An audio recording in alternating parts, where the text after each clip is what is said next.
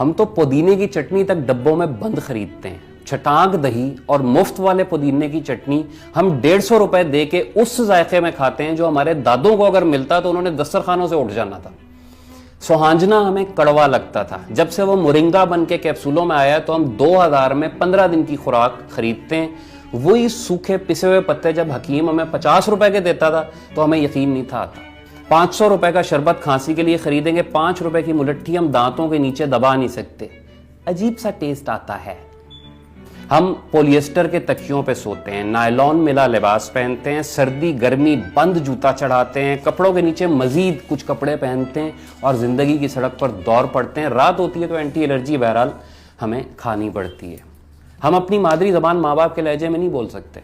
हम जबान के लिए नारे लगाते हैं लेकिन घरों में बच्चों से उर्दू में बात करते हैं।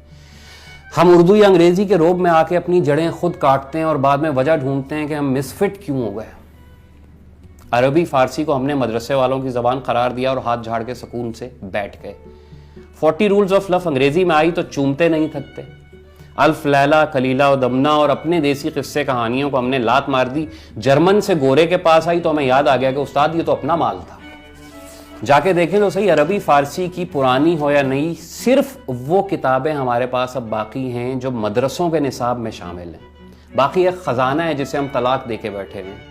पाउलो कोलो उसी का टिंचर बढ़ा के आपको दे देगा तो गाहक वाव करते हुए आंखों से लगाएंगे। मुतनब्बी कौन था, आमली क्या कर गए, शम्स तब्रेज का दीवान क्या कहता है, अगानी में क्या किस्से, हमारी जाने भला। हमारी गलियों में अब कोई चारपाई बुनने वाला नहीं आता। हमें नीम और बकाइन में तमीज़ नहीं रह गई। हमारे सूरज सख्त हो गए और हमारे साए हमसे भाग चुके। हमारे चांद रोशनियां निगल गईं और मिट्टी की खुशबू को हमने इत्र की शक्ल में ख़रीदना पसंद किया। वो बाबा जो नीम की छाँव में चारपाई लगाए, ट्यूबवेल के साथ धोती पहने लेटा होता था, वो ओके का कश लगाता है, हमें देखता है और हंस के आंखें बंद कर लेता है। उसे कब की समझ आ गई है हमें नहीं आती।